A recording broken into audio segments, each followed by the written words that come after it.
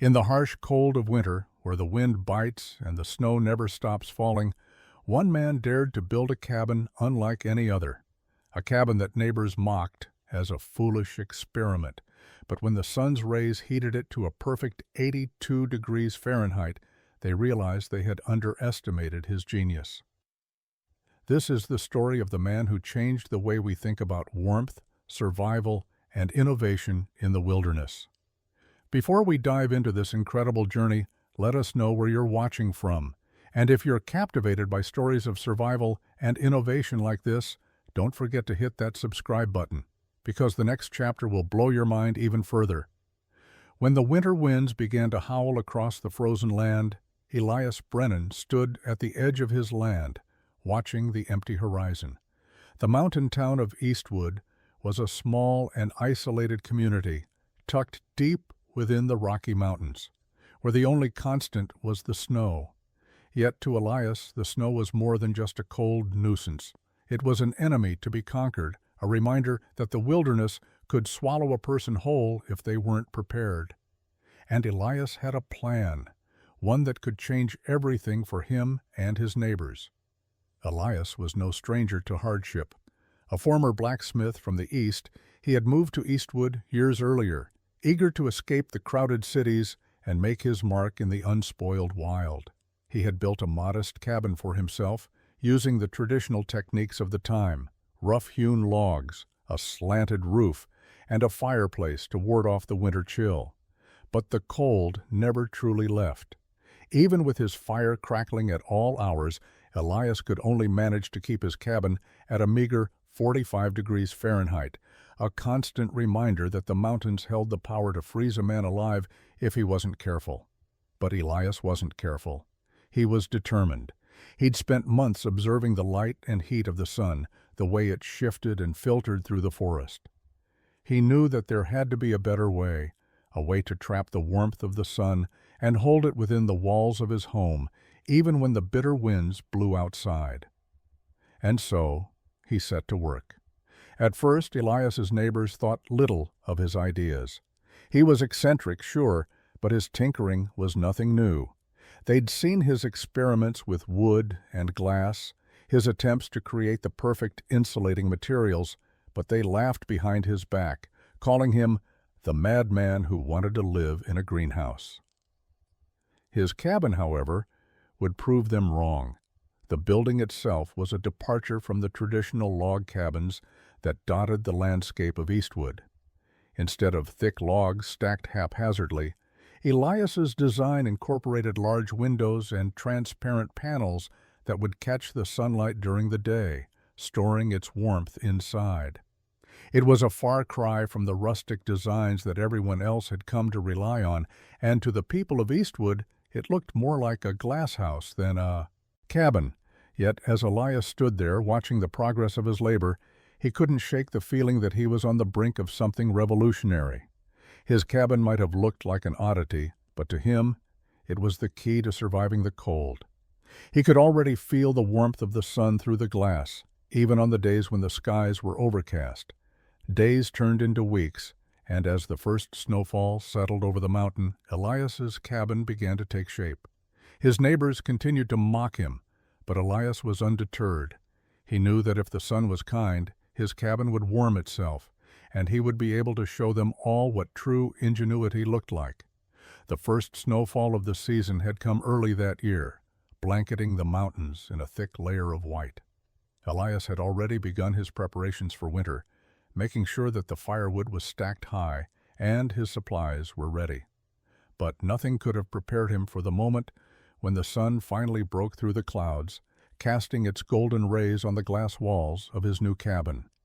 The temperature outside had dropped to an unrelenting 10 degrees Fahrenheit, and Elias had set a fire inside, as usual. Yet he couldn't help but notice something strange. The heat in the cabin felt different, warmer, in a way he hadn't expected. He placed his hand on the glass, and, to his astonishment, the panels were warm to the touch, soaking in the sun's heat and transferring it into the space within. For the first time since his arrival in Eastwood, Elias felt truly at peace. He watched the snow swirl outside, but inside his cabin was a sanctuary of warmth. The sun's rays filtered through the glass and reflected off the wooden beams, spreading the heat throughout the room. It wasn't just the fire that kept the warmth.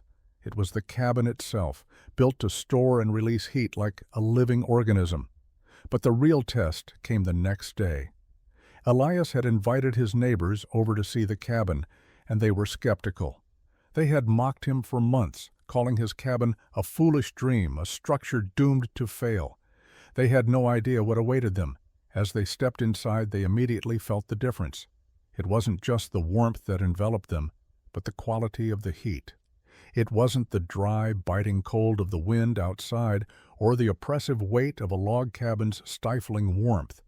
This was something else, a comfortable, natural heat that seemed to come from the very walls themselves. One of the men, a farmer named Samuel, scoffed. "This is just luck," he said, rubbing his hands together. "It's just a sunny day. Well, it won't last." But Elias simply smiled. He had anticipated this response. The next day the sun was nowhere to be found, and the temperature dropped even further. But inside Elias's cabin, the warmth remained. The following weeks would be the true test, as Elias continued to monitor the temperature in his cabin, adjusting the windows and panels as needed. With each passing day, his confidence grew. The heat remained steady, even during the coldest nights, and soon the other residents of Eastwood began to take notice. Elias's cabin wasn't just a curiosity anymore. It was proof that there was more to survival than simply braving the cold. He had built something that would allow people to thrive in the wilderness, not just survive. And as the snow continued to fall, Elias knew he had created something that would change the way people thought about living in the mountains forever. As the days grew colder and the snow settled deeper in the mountain town of Eastwood, Elias Brennan's cabin became the subject of growing whispers. The locals, once indifferent to his eccentricities, began to take a closer look at the structure he had created. To them, it was still a strange oddity, an anomaly that didn't belong in the rough, utilitarian world they had grown used to. The cabin's glass walls, once an intriguing curiosity, now became the center of mockery. Some of the men, whose cabins had stood for decades in the harsh mountain climate, couldn't understand why Elias had abandoned traditional log walls in favor of transparent glass panels. "It looks like something from a city," they would say, their voices laced with ridicule. "What kind of man builds a house with windows everywhere? You're asking for trouble, Elias." But Elias, always undeterred by the opinions of others, kept to his routine. He'd rise before dawn, stoke the fire, and adjust the positioning of the glass panels to maximize the sun's warmth. As the days passed, he couldn't help but notice the effects his cabin had on the surrounding town. The people who had once mocked him began to notice how his home remained comfortable, even in the dead of winter. Though they never voiced it directly, Elias saw their curious glances. As the temperature dropped below freezing, his cabin's windows continued to soak in what little sunlight there was, trapping heat inside like an oasis in the bitter cold. And for the first time, Elias's neighbors were forced to confront the reality of what they had dismissed. His cabin was, in fact, the warmest place in Eastwood. Still, they refused to admit it aloud. Elias overheard comments while gathering supplies in town. "He's just lucky it's a mild winter," said the butcher, shaking his head. "We'll see how long that glass house holds up when the real snow hits." That night, Elias could hear the wind howling outside, rattling his cabin's frame. It was one of those bitterly cold evenings when the temperature plunged below 10 degrees F. Yet inside, his cabin remained a bastion of warmth. As Elias watched the fire flicker in the hearth, he thought about the years of hardship he had endured, the long nights spent in the cold, the isolation, and the ridicule. He had built this cabin not just for comfort, but for survival. He hadn't built it to prove anything to anyone. Yet deep inside, he couldn't help but wonder if the warmth he felt inside was also a warmth that would eventually thaw the hearts of his neighbors. The storm that hit Eastwood in the winter of 1853 was unlike any other. It started as a flurry, with snowflakes drifting lazily in the air, but by the end of the first day, the wind had picked up, howling like an animal. By the second day, the town was blanketed under several feet of snow, and visibility dropped to nearly zero. The storm had arrived, and with it, a challenge that would test Elias Brennan's cabin like never before. Elias knew that his cabin had been built to withstand harsh winters, but he also understood that nature had a way of throwing unpredictable forces into play. For all the engineering genius he had poured into the design, the windows, the insulated walls, the heated floors, he hadn't been able to fully account for the sheer force of a blizzard or how the weight of so much snow would affect the structure. As the storm raged outside, Elias stood near his cabin's largest window, watching the snow accumulate in thick, soft drifts. The glass panels, which had been a point of mockery for months, now seemed like a beacon of light against the white void outside. But the wind was fierce, pushing the snow sideways, slamming it against the glass. Suddenly the wind shifted, and Elias heard a loud crack followed by a thud. His heart skipped a beat. The weight of the snow on the roof had begun to accumulate, and it was threatening to cave in. The last thing Elias wanted was for the weight of the snow to damage the very structure he had so carefully designed. He quickly grabbed his coat and rushed outside, fighting the fierce winds as he trudged through the thick snow to the roof. The sight that greeted him was both awe-inspiring and terrifying. Snow had piled up against the edges of the roof in thick layers, pressing down hard on the structure. Elias knew that if he didn't act fast, the roof could collapse under the pressure, bringing down the entire cabin with it. He immediately grabbed his shovel and began clearing the snow off the roof, his movement slow and deliberate, knowing that every minute counted. For hours, Elias worked relentlessly, his breath freezing in the air as he shoveled snow off the roof and pushed it to the sides. He'd clear one section, only to turn around and find another layer of snow building up. His hands were raw, and his back ached with every movement, but he couldn't afford to stop. Not now. Finally, as the sun began to rise on the third day of the storm, Elias had cleared enough of the roof to ensure that the snow would not collapse the structure. He stood there, looking out over the pristine white wilderness, the cabin standing tall in the midst of the storm. Inside, the warmth that had been created by the sunlight the day before remained, a testament to his ingenuity. The storm raged on for another day, but Elias knew that his cabin had passed its first true test. It had withstood the weight of nature itself, and in doing so proved that it was more than just a quirky experiment. It was a fortress, a place of warmth in the heart of the coldest storm. And for the first time, Elias could feel the weight of his neighbor's skepticism begin to melt away.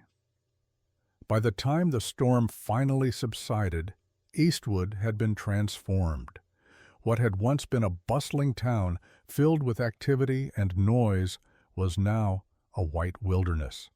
The roads were impassable, and most of the homes had been buried under feet of snow, leaving the residents to rely on their own ingenuity for survival. In the midst of it all, Elias Brennan's cabin stood firm, a silent testament to his foresight and determination. As the days passed, the town began to dig out from under the snow. The butcher, Samuel, and a few others were the first to venture toward Elias's cabin. At first they were simply curious, eager to see if the storm had been too much for Elias's glass house. They trudged through the deep snow, their heavy boots sinking with each step until they reached the cabin. Elias was inside, tending to the fire, when he heard the knock on the door. It was a familiar sound, a rhythmic pounding against the wood that signaled the arrival of visitors. He opened the door, half expecting the usual skeptical faces of his neighbors, but what he saw took him by surprise. It was Samuel, the butcher, and two of the other men from the town. But this time there were no mocking smiles or dismissive words. Instead, they looked at him with something else in their eyes, something that Elias hadn't seen before. They were here not to criticize, but to ask. They stood at the threshold, hesitant at first, but with a quiet respect that hadn't existed before. "Elias," Samuel said, his voice carrying a mix of awe and embarrassment, "we've come to see how the cabin held up. We wanted to apologize for doubting you." Elias couldn't help but feel a surge of emotion. It wasn't the apology he had expected, but the acknowledgment was enough. He nodded silently, inviting them inside. As they stepped through the door, they were immediately met with the warmth that had become a hallmark of Elias's home. The fire crackled softly in the hearth, the glass panels glowing with the last rays of the setting sun, casting a golden hue over the room. The warmth was immediate and inviting, wrapping around the men like a comforting embrace. "You did it," Samuel said, shaking his head in disbelief. "We've been through storms before, but nothing like this. You've built something here that works, truly works." Elias didn't know what to say. He hadn't built the cabin to prove anything, and certainly not to win any grudging respect. But hearing these words, spoken without mockery or condescension, made all the hardships worth it. "I built it to survive," Elias said, his voice steady. "Not just for me, but for anyone who needs it. The cold out there, it doesn't care. But inside here, we can live." The men nodded. They understood now. The cabin wasn't just a warm place to be, it was a lifeline, an answer to a challenge that had plagued them for years. In the weeks to come, more and more people from Eastwood would come to Elias, asking him to share his knowledge. They saw that his cabin was not a whim or a foolish idea.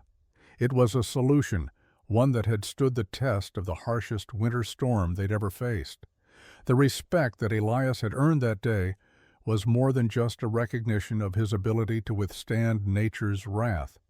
It was a testament to the power of innovation, to the idea that sometimes the best solutions come not from tradition, but from looking at the world in a new way. Elias's cabin was proof of that. As the weeks following the storm passed, Elias Brennan became more than just a neighbor in Eastwood. He became a symbol of survival, of the quiet, unassuming strength that comes from ingenuity and hard work. His cabin, which had once been the object of ridicule, was now the envy of everyone in the town. The respect he had gained was not fleeting. People from nearby towns began to make the journey to Eastwood, drawn by the whispers of Elias's incredible cabin and the warmth it offered during the fiercest of winters. It wasn't just the design that fascinated them, but the very idea that Elias had created a space that could defy the elements and offer refuge from the biting cold. One by one, Elias began to teach those who sought him out. He shared his methods of construction, explaining how he had combined traditional techniques with innovative ideas he had gathered from his years of experience. The glass walls, once considered impractical, were now seen as a breakthrough. The insulation techniques he had perfected, the careful selection of materials, all of it came together to create a space that was more than just shelter. It was a sanctuary. The first person to build a similar cabin was Samuel, the butcher who had been one of the harshest critics of Elias's design. With Elias's guidance, Samuel began constructing his own version of the greenhouse-style cabin. The process was slow, but Samuel was determined. He had seen the benefits of Elias's design firsthand, and he knew that this cabin was more than just a luxury. It was a necessity. Word spread quickly throughout the surrounding towns. Men who had once built simple log cabins or dug into the earth to create makeshift shelters now came to Elias for advice. They saw the value of what he had created. They knew that in the unforgiving landscape of the Rocky Mountains, survival was never guaranteed. But with a cabin like Elias's, survival became not just possible but comfortable. Elias, however, never sought fame or fortune from his invention. He didn't charge anyone for his time or advice.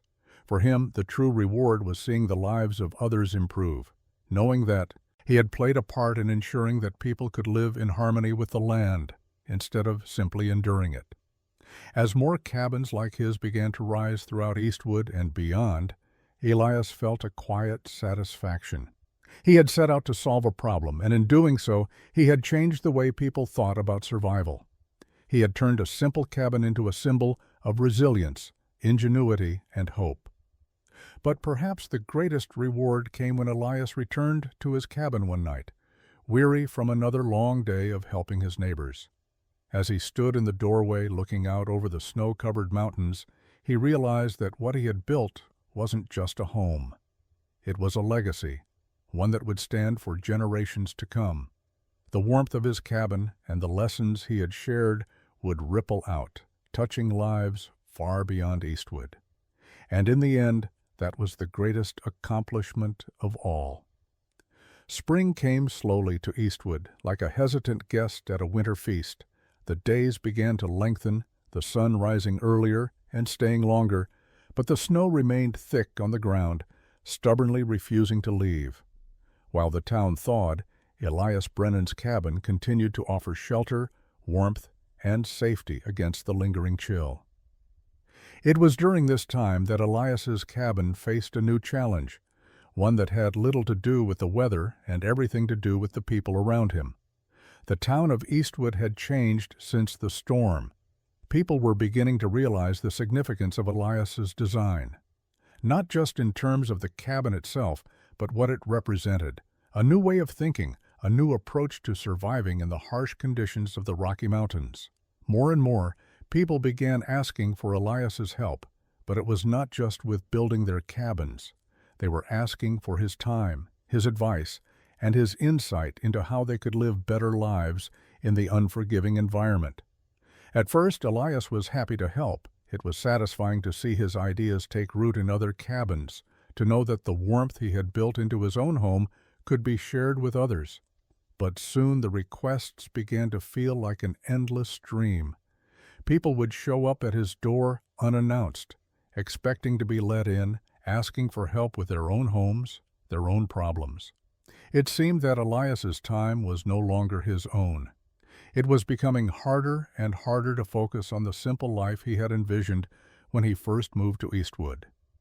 One afternoon, Elias found himself standing at the door of his cabin, staring out at the snow-covered landscape. He had been interrupted again, this time by two men from the nearby town of Pine Hill. They had come to ask for advice on building a cabin like his, but their tone was different this time. They weren't just asking for help. They were asking for him to build the entire cabin for them. "I've seen what you've done, Elias," one of the men said, his voice edged with frustration. "I'm not some fool who can't build. I just need you to get started. Show me the way, and I'll take it from there. But this, I need it done fast. The winter's coming again." Elias knew what the man was asking. They wanted him to build the cabin for them, but with the promise of a quick result. It wasn't the kind of work he had ever agreed to. He had built his cabin with his own hands, in his own time, at his own pace. And now they were asking him to replicate that success, but they had no appreciation for the effort it took. They saw only the final product, the warm cabin that had stood strong through the storm. "Building a cabin like mine isn't something that can be done quickly," Elias replied, his voice firm. "It takes time, effort, and patience. I can show you how to do it, but I won't build it for you.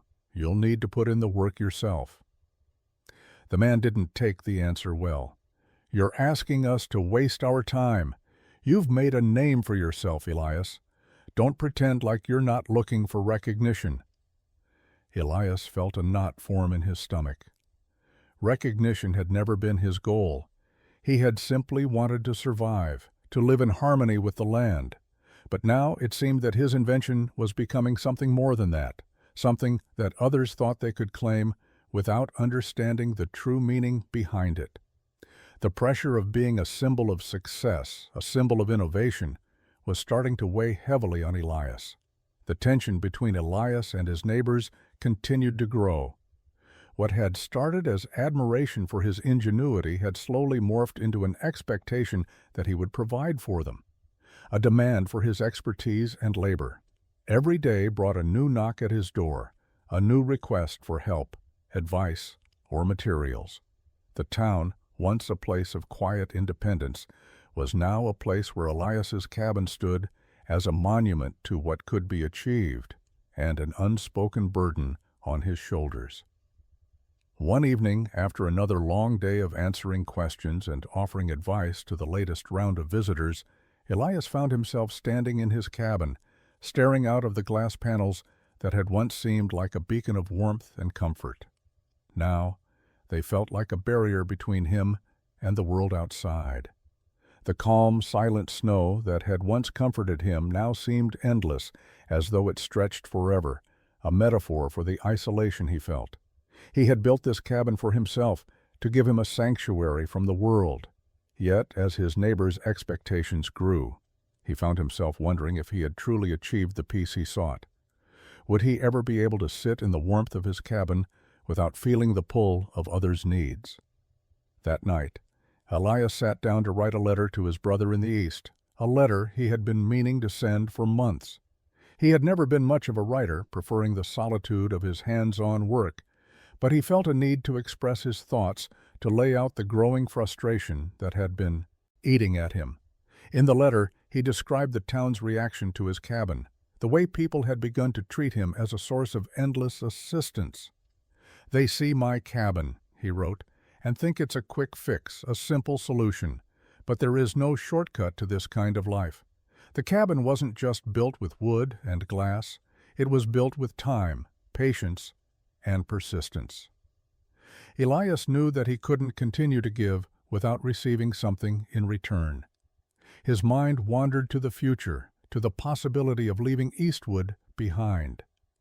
Perhaps it was time to find a new place to build, where he could once again live on his terms, where the only voice that mattered was his own. But then, as the fire crackled in the hearth and the letter sat unfinished, Elias realized something. Leaving wouldn't solve the problem.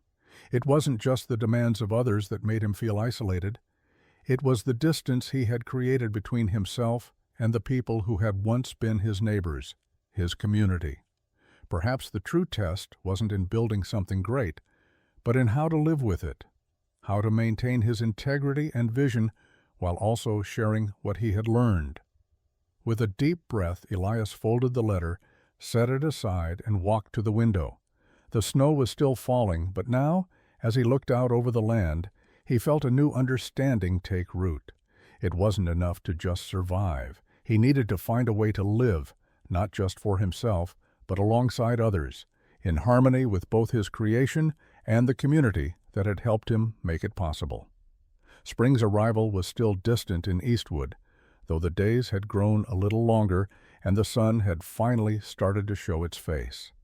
Elias's cabin, now an iconic structure in the town, stood as a reminder of what was possible when one combined innovation with necessity. Yet, as the weather warmed, so too did the pressure on Elias to expand his work. More and more people from other nearby settlements began to show up at his doorstep, asking for cabins of their own, or for his expertise on how to make their homes warmer, more efficient, and ultimately more sustainable. The truth was clear. Elias had created something revolutionary, and everyone wanted a piece of it. One particularly sunny afternoon, as Elias tended to his garden outside, two men from the town of Mill Ridge appeared at his doorstep. They were farmers, having heard about Elias's cabin through word of mouth. They came seeking help, but not for advice. They came asking for Elias himself to oversee the building of their own cabins. They were willing to pay, they said, offering a substantial amount of gold in return for his time. Elias, already exhausted from the continuous requests for help and advice, felt a familiar pressure. He'd never been driven by wealth or recognition, but the offer was difficult to dismiss. Still, the idea of leaving his cabin, his sanctuary, to oversee the construction of others' homes weighed heavily on his heart. The men persisted, emphasizing the importance of the design and the long-term benefits that Elias's cabins brought. The promise of recognition, of making a name for himself far beyond Eastwood, lingered in their words. Despite the growing temptation, Elias had learned the hard way that such requests came at a cost. His time had been stretched thin already, and there was no guarantee that the satisfaction of building for others would fulfill the personal peace he'd sought when he built his cabin in the first place. "I can show you how to do it," Elias said finally, his voice calm but resolute. "But I won't do the work for you. That's the only way you'll truly understand it." With that, the men left, begrudgingly agreeing to take on the challenge themselves. Elias watched them walk away, their figures shrinking as they headed back to Mill Ridge. He knew that his own peace, his own time, was something that could never be bought. And yet, he couldn't shake the feeling that the true test was still ahead of him. Days after the farmers from Mill Ridge had left, Elias found himself deep in thought, standing at the edge of the forest just outside his cabin. The quiet was overwhelming, with only the sound of the wind rustling through the trees. He had returned to this spot many times before, seeking clarity and peace in the solitude that surrounded him. Yet today something felt different. He realized that no matter how much he helped others, his own life had been left unbalanced. The work on his cabin was done, and his idea had been proven to be successful, but the balance he once felt in his small, self-sustained life had been replaced by the weight of others' expectations. He hadn't just created something that worked, he had created something that people wanted, something that required more and more of his time. The question nagged at him. What did he truly want now? Was his life's work just to build more cabins, more shelters for those who couldn't see the value in the process of creating them? Or was there something more he could do? Something that didn't require sacrificing his solitude for the demands of others? As he stared into the horizon, Elias thought about his early days in Eastwood, when the only thing that mattered was survival. When the goal wasn't recognition, but simply living well.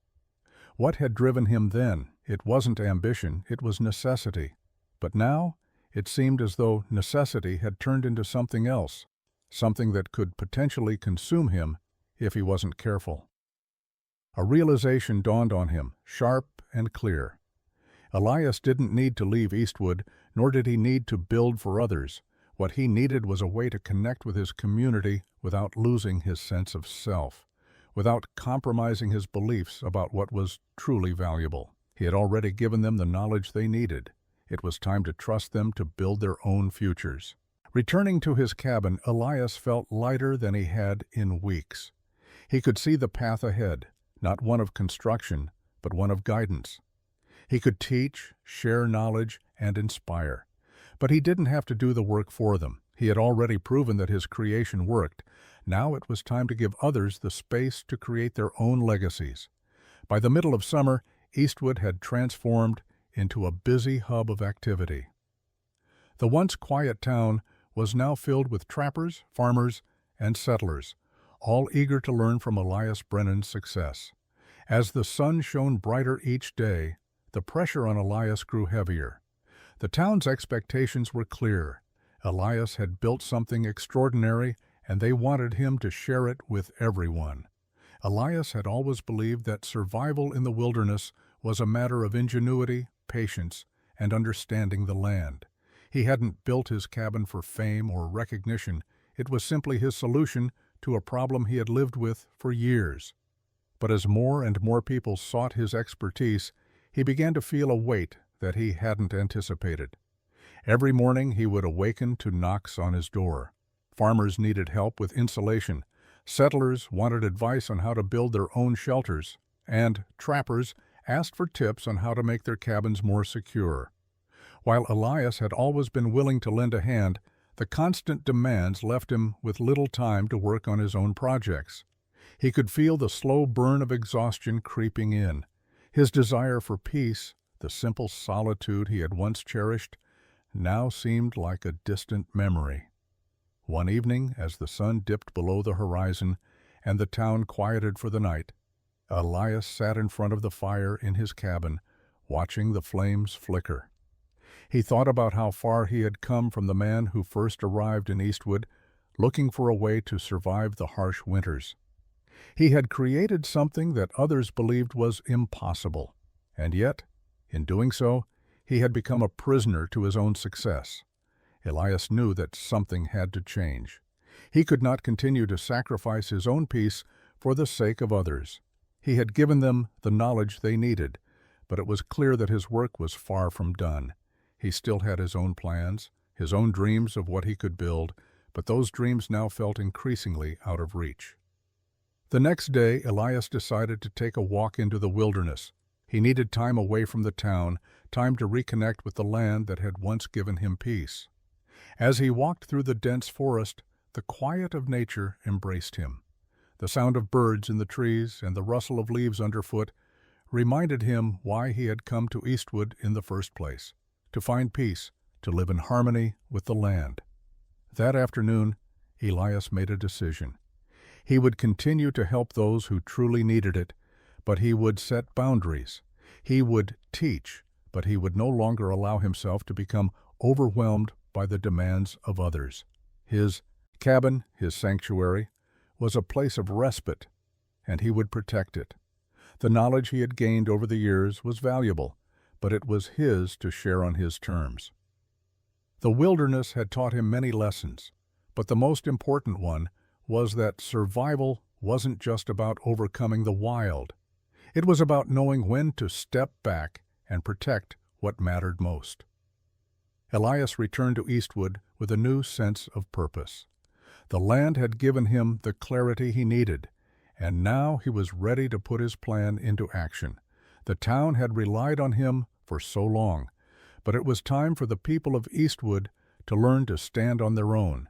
He would continue to share his knowledge, but only with those who were truly committed to learning, not those who simply wanted quick fixes for their problems. The first step was to organize a meeting with the town's most prominent residents. He needed to establish a clear line between what he could offer and what others needed to learn on their own. The meeting was held at the town hall, a modest building that had served as the gathering place for Eastwood's events. As Elias walked in, the familiar faces of his neighbors turned toward him, some with hopeful expressions, others with quiet skepticism. Elias took a deep breath, standing at the front of the room. The town had always been a place of community, but the community had shifted. What had once been a place of self-reliance had now become a place of dependency, and Elias knew that if he didn't act, the town would continue to rely on him for everything. He had to change that, not for his own sake, but for theirs. "I've built something here that works," Elias began, his voice steady, "but it wasn't built overnight. It took time, patience, and a willingness to learn from the land. What I've shared with you so far is just the beginning, but I cannot do this alone. The knowledge I've gained is meant to be passed on, but it's up to each of you to take it and make it your own." He paused, letting his words sink in. He could see the uncertainty in their eyes, but he also saw a spark of something else, the beginning of understanding. "I will continue to teach," Elias said, "but you must be willing to put in the work. This isn't a quick fix. This is about learning to live with the land, not against it. It's about building something lasting, something you can rely on when times get tough. If you're ready to commit to that, I will help you, but I won't do it for you." The room fell silent, the weight of Elias's words settling over everyone. After a few moments, Samuel, the butcher, stood up. He had been one of the most vocal critics of Elias's ideas in the past, but now he looked different. There was respect in his eyes. "I think we're ready," Samuel said. "We've learned a lot from you already, Elias, and we'll learn more, on our own terms." A murmur of agreement spread through the room, and Elias knew that the change had begun. The town was ready to become independent again, to rely on its own ingenuity and strength. Elias had given them the tools. Now it was up to them to use them. As the months passed, the transformation in Eastwood became evident. More and more of the settlers and trappers began to apply the lessons Elias had taught them. The town that had once relied on his guidance was now learning to stand on its own. The cabins that were being built were sturdier, warmer, and more efficient than ever before. The spirit of innovation that Elias had sparked had begun to spread, and the town was thriving because of it. Elias watched from the sidelines, content in the knowledge that he had played a part in something far greater than himself. He had built more than just a cabin. He had built a community that could survive on its own, that could adapt and overcome whatever the wilderness threw at them. The pressure that had once weighed so heavily on his shoulders had eased, and now he was free to live the life he had always wanted, one of peace, of quiet work, and of solitude. But as the seasons changed and the town grew, Elias realized that his work was far from over. His legacy was not in the cabins that he had built or the designs he had created. His true legacy was in the people he had helped shape, in the way they had learned to think for themselves and to live with the land, not just on it. One crisp fall evening, as Elias stood outside his cabin, watching the sunset over the mountains, he knew that his time in Eastwood had come to an end. The town no longer needed him in the way it once had. His work here was done, but his story would live on in the cabins scattered across the landscape, in the people who had learned to survive and thrive in the wilderness, and in the lessons that would continue to be passed down for generations to come. Elias Brennan had given them a gift, the gift of independence. And that, he realized, was the greatest legacy he could leave. As autumn settled over Eastwood, Elias felt a profound shift within himself. For months the town had relied on him for guidance, but now the demand had lessened. The settlers were building their own homes, and the younger generation was beginning to take on the mantle of innovation that Elias had ignited. The once relentless knocks on his door became infrequent, a quiet reminder that his work had been done. And yet, as the community flourished, Elias found himself torn between his duty and his desire for peace. He knew that the people of Eastwood no longer needed him in the same way. The knowledge he had shared had taken root, and the town was thriving as a result. But as much as he had helped them, Elias knew that he couldn't stay forever. The wilderness, with all its quiet solitude and timeless rhythms, was calling him back. It was the very thing that had inspired him to come to Eastwood in the first place, the peace of nature, the solace found in a life lived away from the noise of civilization. One crisp morning, Elias awoke to find the first frost of the season glittering on the ground outside his cabin. The world was still, the air sharp and cold. He had always loved this time of year, when the land seemed to pause before the hard winter took hold. It reminded him of the long nights spent in his cabin, the fire crackling, the wind howling outside, but the warmth inside all the more comforting because of it. With a sigh, Elias knew it was time. The town had grown in ways he had never imagined, and while his heart swelled with pride at their progress, it was no longer the place he had come to love. It was no longer the quiet frontier where he could find solace and introspection. Eastwood had become a place of activity and growth, a community that didn't need his constant presence. Packing his few belongings, Elias decided to leave behind the cabin he had built with his own hands. He would leave Eastwood, but he wouldn't be going far. The mountains still called to him, and there he could once again find the solitude he had longed for. He would live among the trees, the rivers, and the peaks, in the way he had always envisioned, building nothing more than a simple shelter far from the demands of others. Before leaving, Elias visited the graves of those who had passed in the town, his friends, his companions, and his partner John, who had died all those years ago. Their memories had guided him in building not only his cabin, but a legacy of survival and ingenuity. He stood there for a long while, his heart heavy with both gratitude and sorrow. This chapter of his life was over, but the lessons he had learned would remain with him. Elias gathered his belongings, took one last look at Eastwood, and began his journey back into the wilderness, the place he had once called home. He wasn't sure what the future would hold, but for the first time in years, he felt at peace. The wilderness had always been Elias's true home. The towering mountains, the winding rivers, and the endless forests had offered him solace and clarity when the world outside had been too loud. In the years since he had first come to Eastwood, Elias had found that his heart belonged to the wild. His life in Eastwood had been a chapter filled with triumph and growth, but one that had ultimately led him back to where he began. His return to the mountains was uneventful, but that was exactly how he wanted it. He set up camp near a river, far enough from any trails to avoid the occasional passerby, but close enough to the water for fishing and the sounds of nature to surround him. The land here was rugged, untamed, and beautiful, just as it had been when he first arrived at Eastwood all those years ago. Elias spent his days working the land, chopping wood, fishing, and collecting herbs and berries from the forest. He built himself a modest shelter, a simple cabin made of the same materials he had used before, but with a renewed sense of purpose. This time there was no rush, no demands, no expectations. He built slowly, savoring each moment of quiet solitude.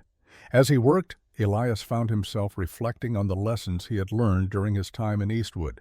His time there had shown him the power of community and the importance of sharing knowledge, but it had also reinforced his belief in the value of independence. Survival, after all, wasn't just about physical strength or technical skill. It was about knowing when to give and when to step back, knowing when to teach and when to let others find their own way. Though he was alone now, Elias didn't feel isolated. The land was full of life, the birds, the animals, the trees. They all offered him a quiet companionship, one that required no words, no expectations. It was a life of simplicity, and Elias found peace in it.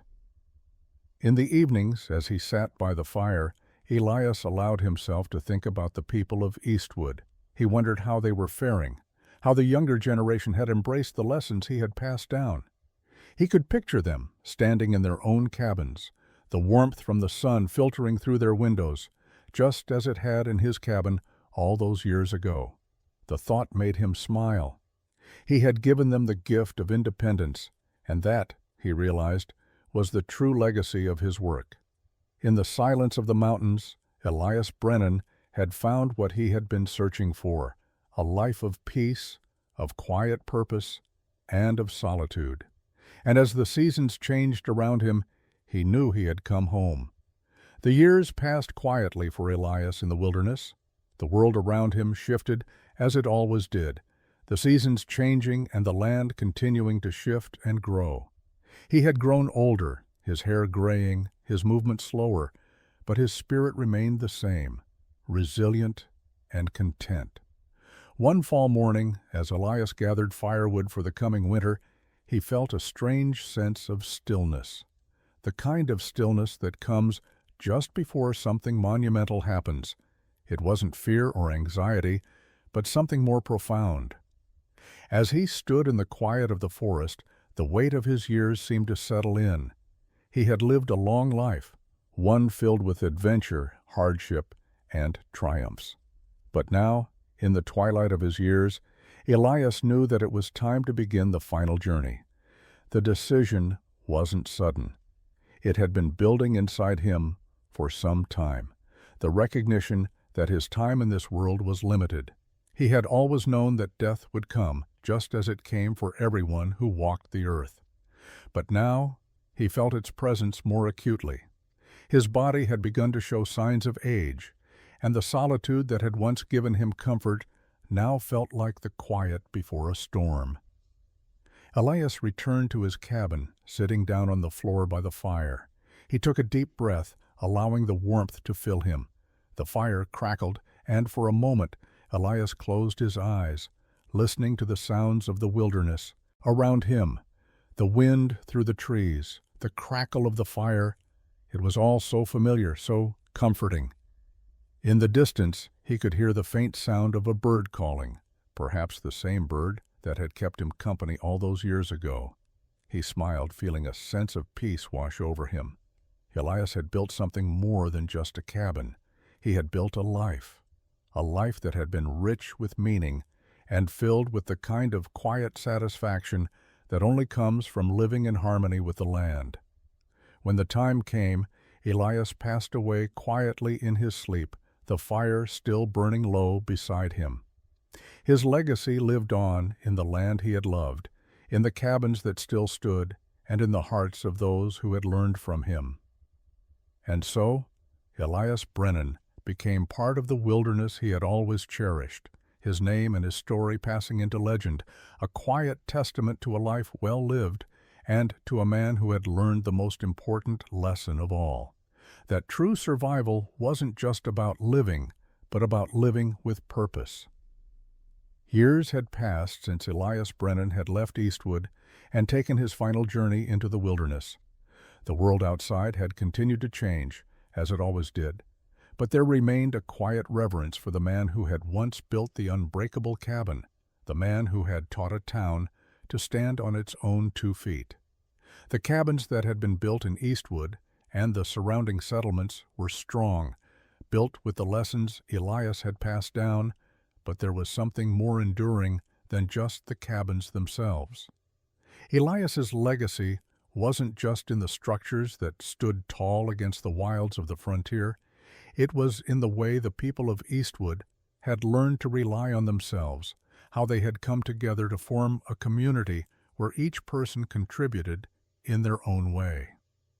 The skills Elias had taught them, to build, to survive, to adapt, had spread beyond the town, quietly becoming the bedrock of a new era in the frontier. What Elias had started in solitude had grown into something larger, something that no one man could claim ownership of. His impact on the frontier was far more profound than he had ever realized. In the years after Elias's departure, the settlers of Eastwood had rebuilt their homes and expanded their community. The younger generation, raised in the shadow of Elias's teachings, continued to improve upon his designs. But it wasn't just the cabins that stood as a testament to his influence. It was the independence that had come with them, the deep understanding that survival on the frontier was not just about surviving nature's challenges, but about mastering them, living alongside them, and building something enduring in the face of adversity. One afternoon, as the sun began to set over Eastwood, Samuel, now an old man, walked toward the cabin Elias had built, the cabin that had once been the center of so many lessons and conversations. The town had grown, but it had retained its roots, still living by the principles Elias had instilled. Samuel paused at the door, now weathered by time, and placed his hand gently on the old wooden frame. He remembered the first time he had walked through this door, skeptical, doubting the idea that a man could build something that could stand against a grizzly, let alone the harshest winters. He chuckled softly to himself, remembering how wrong he had been. The man who had once been the town's harshest critic had come to understand more than just Elias's methods. He had come to understand the quiet strength of the man himself. As Samuel stood there, the memories flooded back.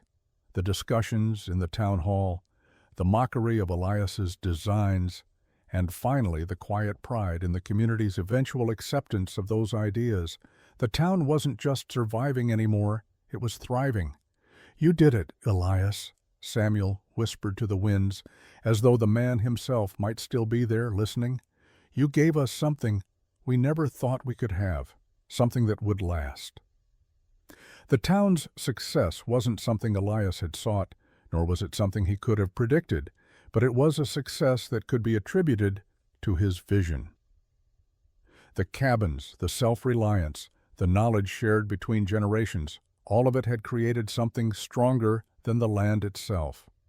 The wilderness had shaped them, but it was Elias's spirit that had truly built the foundation for Eastwood's future.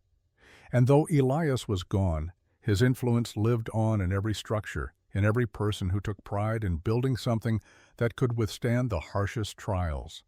They weren't just surviving anymore, they were living, they were thriving. As the years went by, the story of Elias Brennan became something of a legend, one that was passed down through generations. His name was no longer just that of a pioneer. It had become synonymous with innovation, survival, and independence. His cabin stood as a quiet monument to his life's work, a testament to the strength of the human spirit when it is coupled with ingenuity and a deep understanding of the land. The world beyond Eastwood had changed. The fur trade that had once brought so many to the mountains had dwindled, and new settlers from the east began to fill the land, looking for opportunity, adventure, and the promise of a new life. The wilderness was no longer as wild as it once had been, and the frontier was slowly being tamed. But the essence of Elias's lessons, that survival was about much more than just brute force, still resonated deeply with those who had heard his story. One such person was Sarah, a young woman who had come to Eastwood with her family. She had heard the stories of Elias's cabin, of the man who'd figured out how to live in harmony with the wilderness rather than merely endure it.